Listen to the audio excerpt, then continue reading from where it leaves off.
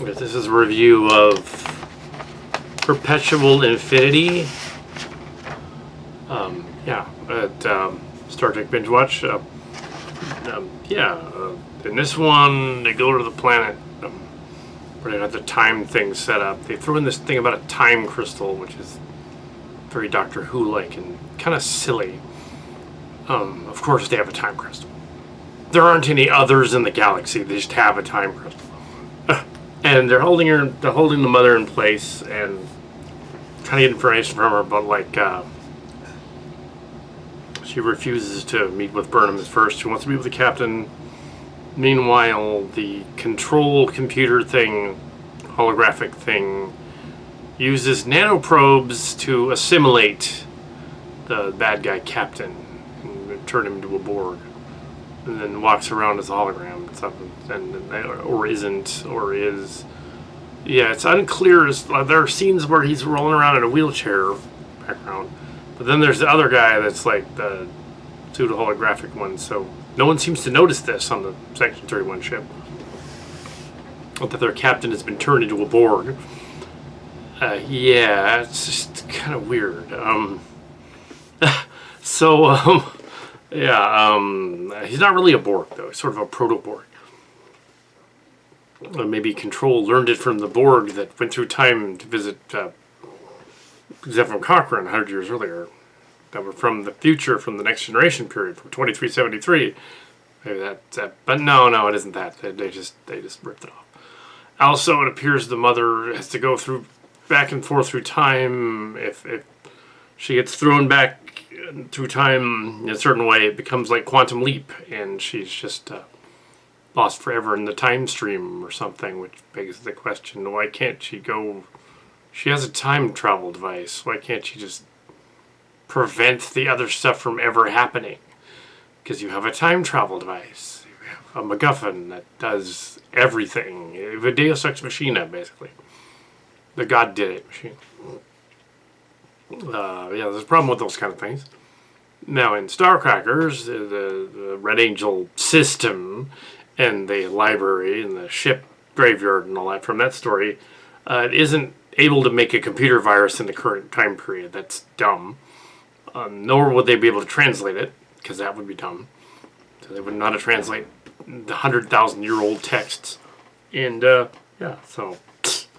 in this one, they apparently have that. So there's some weird tropes in here that aren't really Star Trek. And they keep saying they love science, but then they keep mentioning dark matter as though it's just heavy and can be stuck on things, which it isn't. Dark matter isn't literally just black matter. It's elementary particles we don't know about. It's a weaker force of gravity. It passes through everything, so you can't touch it and move it around like it's neutron, paste or something. Yeah.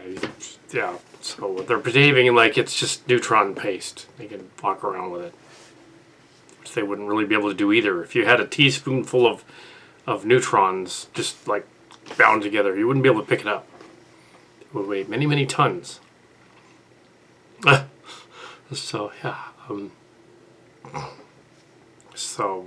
is that time suit thing idea is kind of silly. So if the time suit thing is kind of silly, then the emotional points of the mother saying that she goes in and out of time and has seen all the points in history when her daughter was growing up or whatever is like, okay, at least the story establishes that yes, Discovery is a different timeline because Burnham is in it. She's not supposed to be. Clearly, she is not supposed to be Spock's sister, but in this other timeline, she is to attempt to stop it's all part of the control thing, which is kind of strange. So, that's my review, I guess, of this one. It's all over the place. They do fight the evil control bad guy at the end, but apparently Ash Tyler helps, and the